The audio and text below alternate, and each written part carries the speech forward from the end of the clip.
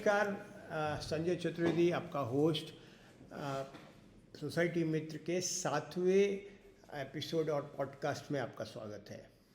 अब तक हमने देखा कि सोसाइटीज़ में खास करके रीडेवलपमेंट में या टर्मिनेशन ऑफ डेवलपमेंट एग्रीमेंट में बहुत सारी समस्याएं हैं और उस लीगल प्रोसेस को हम लोग डिस्कस कर रहे थे।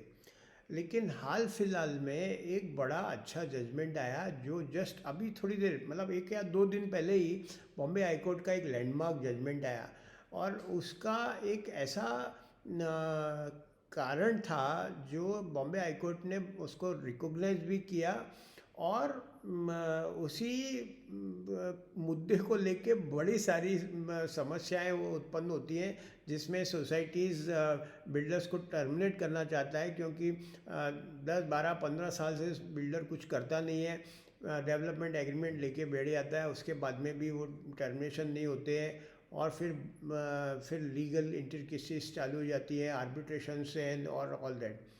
बॉम्बे हाई कोर्ट ने एक बड़ा अच्छा जजमेंट दिया। इसमें 2-3 अलग अलग समस्याओं का समाधान भी किया। मोफा में अगर सेक्शन 56 में और कन्वेंस की डीम्ड कन्वेंस के ऊपर उन्होंने एक बड़ा अच्छा जजमेंट इसी जजमेंट के अंदर में दिया था। इस जजमेंट को अभी हाल फिलहाल में मैं आपको बताऊं कि ये बॉम्बे हाई कोर्ट का था Veer tower cooperative housing society limited का ये जजमेंट था जो अभी 18 फरवरी 2025 को प्रोनाउंस हुआ था। इसकी जो हेडलाइन है या जिस्ट बोलते हैं टाइटल, उसका सीधा सीधा मकसद ये है कि developers can not differ obligations indefinite period of time. That is what the Honorable Bombay High Court has given the verdict. And apart from this, the Bombay High Court has also recognized some of the MOFA regime and some of the other issues as well. But first thing first, let me read one paragraph for you as far as the the Honorable Bombay High Court opined on the matter. What was the matter? In the gist, I'll just tell you. In the instant writ petition filed under Article so and so, petitioner challenged the impugned judgment and order passed by the respondent number 1, that is DDR, which dismissed the petition application for the conferment of deemed conveyance under Section 11 of the MOFA Act. And the petitioner principally relies on 3 grounds for its challenge. Firstly, that as per the terms of the agreement, government governing the transactions, the right to conveyance is conditioned upon the complete redevelopment of all constituent societies. Second, governing this, and thirdly, that the architect certificate tendered support to the proposal is erroneous. These contentions, if sustained, would undermine the validity of the impugned decisions and the consequent rejections of the petition plea for deemed conveyance. Now, basically, it was a MOFA deemed conveyance matter. But then the conveyance cannot be, or developers' obligations cannot be, keep it for indefinite period of time. The conveyance, if the developer has constructed the society under MOFA, it is his obligation to complete the building in all aspects, get you the OC and give you the conveyance within 4 months. Now in RERA also, within 3 months you need to give the after OC, make a society. If 51% and more is sold by the developer and the project is still continued, then also the society must be formed, and after you get an OC, within 3 months you need to convey the land to the society. Now what the Honorable Court said, the inordinate delay of 10 years in granting conveyance to the petitioner society constitute an unreasonable deprivation of its statutory and equitable entitlements.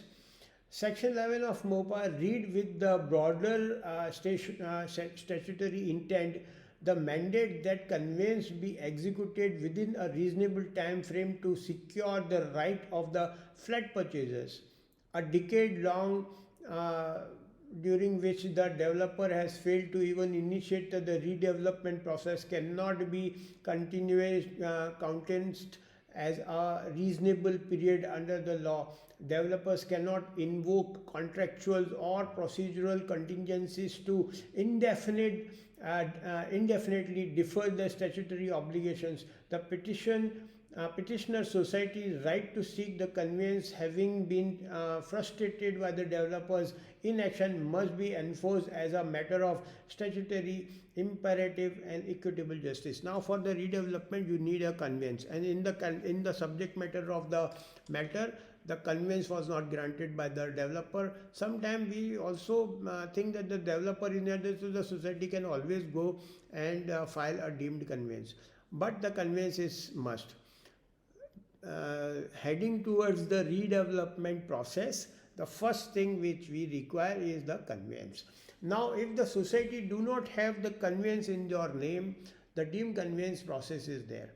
In the deemed conveyance process, the very requisite was that all the flat purchasers must have purchased and registered the documents and pay all the stamp duty, which is, even if for the successive purchasers you need to pay the stamp duty, and then you go to the registrar or appropriate authority under MOFA and you get a deemed conveyance.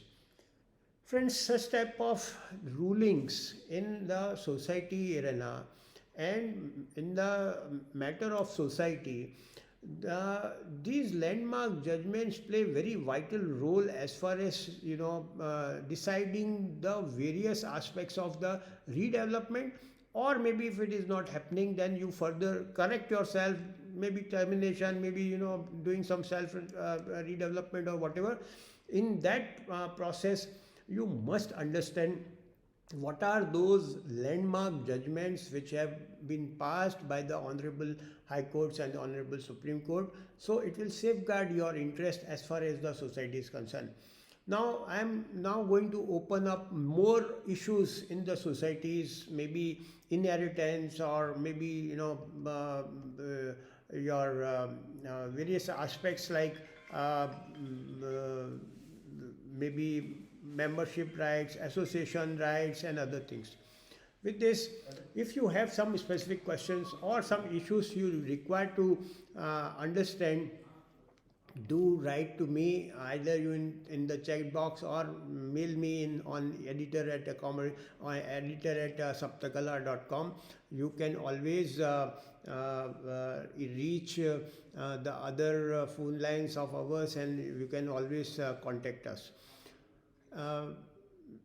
Society Mitr is basically a plethora of information, judgments which we have actually accumulated over the years, and you can also subscribe to this.